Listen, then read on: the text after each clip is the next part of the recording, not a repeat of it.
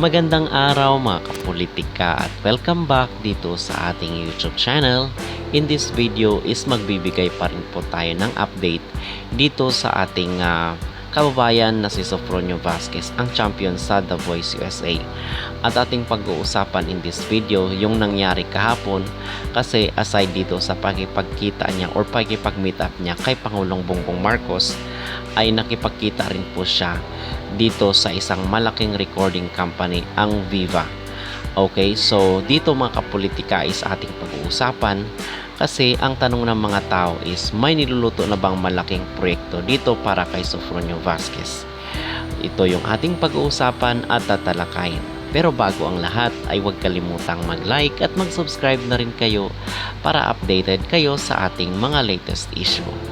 At pagtatagpiin lang po natin ang mga kwento mga kapolitika, dahil noong mga unang pahayag ni Sofronio Vasquez ay marami na di umano ang nagtitext or nagpapahayag sa kanya, nagkipag-communicate sa kanya sa isang collaboration or isang malaking proyekto.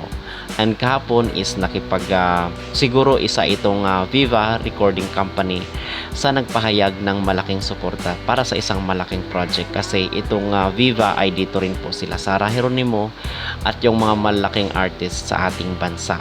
So ito ay magandang improvement para dito kay Sofronio, kasi just in case magkakaroon ng concert itong si Sofronio at itong si Michael Bublé dito sa ating bansa, ay talagang malaking malaking project or malaking blessing po para kay Sofronio Vasquez mga kapolitika, kasi itong Viva ay hawak nga niya ang malaking artista.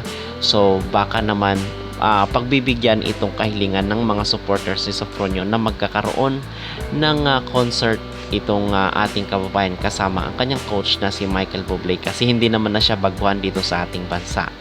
And in fact, nung nagsisimula ang career ni Michael, kasi hindi nga siya masyadong kilala doon sa Amerika, and then yung kwento niya na dito siya sa Pilipinas unang talagang nakilala at nag-boom yung kanyang career dahil sa pagtangkilik ng mga Pinoy. So ngayon, ang sabi doon, may interview kasi 'di ba si Sofronio dito kay First Lady Lisa Marcos at kay Pangulong Bongbong Marcos, yung intro ng kailang interview mga kapolitika, na ang sabi ni Sofronio na babalik daw dito si Michael Bublé. So hindi tuloy maiwasang mag-isip na may niluluto na ba na malaking gagawin itong si Sofronio, concert or recording album, kasi yun ang kanyang mga naunang pronouncement. So pinagtatagpi-tagpi lang po natin mga kapolitika, wala pa pong detalye dito sa kailang pagkikita sa Viva Company, but we are proactive kasi sikat naman itong si Sofronio, so walang problema sa pagtangkilik dito sa kanyang mga gagawin, especially pag magkakaroon sila ng concert ni Michael Bublé. Most especially na si Michael ay kilala naman dito sa ating bansa. So for sure ay maging sold out ang concert nila Sofronio at ng kanyang coach dito sa The Voice USA. Okay? So dito mga kapolitika is aabangan po natin ang mga susunod na update ng ating kabayan na si Sofronio Vasquez at yung pagkipagkita niya dito sa isang malaking recording company. Abangan natin kung ano yung mga susunod na malaking project. Okay? So narito po ang pag-uusap. Atin rin po palang panunoodin itong pag-uusap nila Pangulong Bongbong Marcos at ni First Lady Lisa Araneta Marcos, yung clip ng kanilang conversation mga kapolitika. Yeah, opo, kasi mahirap po. And ano po, I found out that there's dental program for foreigners sa Buffalo. So upstate New York, doon po ako nakapagtrabaho as dental assistant sa Opo. Study dentist. Hindi po, yung naglilinis po bago yung magmamap. Opo, yun po yun. Pwede ka i-cleaning. Sterilizes everything. Exactly, ma'am. Kaya ka niya i-cleaning. Pero dito po, nag-graduate po ako ng dental medicine. Hindi lang po ako nakapag-board exams, but my brother is a dentist po. Is that so? It's in the family? Yes, opo. Bakit dentistry kayo lahat? May papa po, may papas But di din. ba New York University has the best dentistry? Kaso napaka-competitive kasi, Mr. President. Opo. Tsaka mahal. Sinasabi nga nila dahil pinakamagaling daw New York. Yes, yes. She's my yes. she's my vocal coach po. Oh my gosh. Thank you.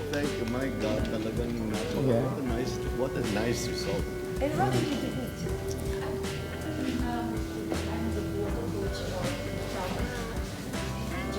Yeah, you do.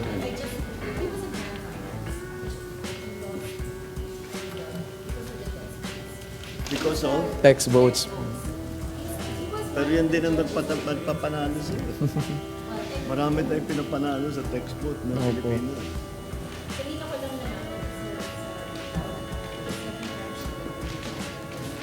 Denied always. Medyo nakakalungkot po na makikita. Na-memorize ko na lahat yung mga staff by face. Tapos, para makikita mo na sa mukha na ikaw na naman. Ikaw na naman. Kinala mo pala si Pia Wars pa. Pero paano ka napunta sa music? Si Papa po kasi alam naman sa atin, always kong sinasabi na yung karaoke talaga part ng ating kultura, sir. So, I am just so blessed. Ang biro nga niya sa America is that how do you know you're in a Filipino house? May karaoke. Yeah. For sure. Galing. Saka hindi ako makapaniwala. Yung backing band mo, si Sting. Opo. He's more excited about Sting. Idol ko yun. Idol ko yun. Kwento siya kasi. Tapos ang bait ni Michael Oh, Bublé. no? I told him, sir, na I will meet you and hindi ko lang po alam kung anong oras but he's super excited. Proud, medyo nakat lang po yung blind audition ko but part of it was him telling na he was an American artist, signed artist but he was not noticed in America not until nagpunta siya sa Philippines and Philippines is the first one to make him Nagpasikat make sa the sold out concert so nakilala siya kaya naiiyak talaga siya naiiyak talaga siya sa Philippines. Kaya mahal na mahal na yung mga Pinoy. Tsaka yung grandfather niya is Don't tell me Pilipino yung... hindi po, yung grandfather niya ang nani ng caretaker Filipina. The usual story. The usual story. Kaya binigay yung bahay. Is he coming here? Si Michael? Gusto niya po. Sabi niya, He's dragging? Wala, sikat yan. I'm sure his oh, schedule he will is packed. nang sinabi niya, sir, Oo. if you will have a show in the Philippines, I will make sure na pupunta daw siya. Kaya sabi ko, hold that promise.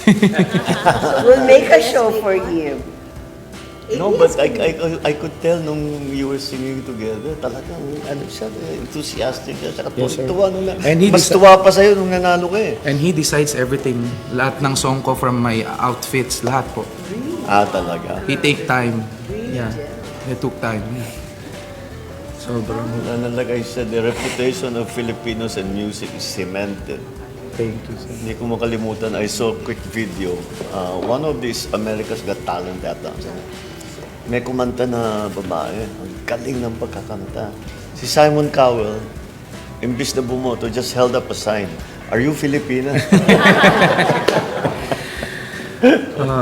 Understood na yan. Tough crowd. Yeah, pero nung na-announce po ako, ma'am, totoo po pala yung totoo pala yung moment na parang nagpa-flashback sa'yo lahat ng sorry, naiyak na ako. Yung pinagdaanan mo na I'm sure. you are bringing the opo, talaga always po akong grateful kasi nagpunta po ako doon to just try. So every round na pinipili ako ni Michael Bublé, parang culmination lang siya na I think we can make this work. Ganun. So tiwalang ko sa kanya. Last 2 songs sabi ko, can you help me? Sabi niya, just trust me on this one. Gagawa ako ng paraan talaga for song choice. Hanap ako. And he made sure na talagang bumoto and Bagay surprisingly na bagay, sir, bagay na yung bagay. mga Filipinos around America, hindi ko po alam na may mga text brigade sila na bumoto po sila, vote natin to. Kahit dito. Opo, Kahit dito. grabe sir. Kasi boto, alam mo naman ang Pinoy, text capital of the world yan. Diba? So, You made us so proud. Thank you, ma'am. Talaga Maraming nakakatawa. salamat. Kontawa kami na. Finally. Yes sir. Nakilala. First, hindi lang first Filipino, first Asian. First Asian po. Laking bagay nun. Hindi biro yun. Hindi po sir. Wow. Opo, Malaking margin mo. Malaking margin po. Sorry, talo margin. Yun po ang naging clip ng conversation nila Pangulong Bongbong Marcos at ni Sofronio Vasquez. So, chinap-chap lang po natin mga kapulti kasi medyo mahaba po yung video. And dito ay napansin rin po pala ni Pangulong Bongbong Marcos itong ugali. Okay, itong behavior or attitude ni Sofronio Vasquez na napaka-humble. Kung kaya nga, ito rin ang reason kung bakit napakadaming humanga dito kay Sofronio dahil sa kanyang hindi mo siya makikitaan ng angas, hindi mo siya makikitaan ng yabang mga kapolitika at yung napaka down to earth na tao. So ito yung reason kung bakit talagang marami ang napamahal at tumahanga dito sa ugali ni Sofronio Vasquez kasi kahit saan siya magpunta mga kapolitika ay talagang marami po ang nagpapapicture sa kanya at marami na po ang nakakilala along the way. So nakilala na siya dati sa Tawag ng Tanghalan but much more na nakilala siya ngayon dito matapos na nanalo siya sa The Voice USA. So marami rin po daw ang nakasubaybay dito sa kanyang naging journey sa Tawag ng Tanghalan. So dito mga kapolitika ay ang maging reaksyon at masasabi ko dito sa naging ay talagang maituturing natin na isang sikat na napakasikat na ngayon ni Sofronio Vasquez at napaka-in-demand. Marami ang sumasakay dito sa kanyang kasikatan but ganun talaga ang realidad ng ating lipunan. Okay? So ano ang inyong maging reaksyon dito sa videong ito? Payag ba kayo na magkaroon ng concert itong si Sofronio Vasquez kasama ang kanyang coach na si Michael Bublé? Mag-comment down below at huwag kalimutang mag-like at mag-subscribe na rin kayo para updated kayo sa ating mga latest issue.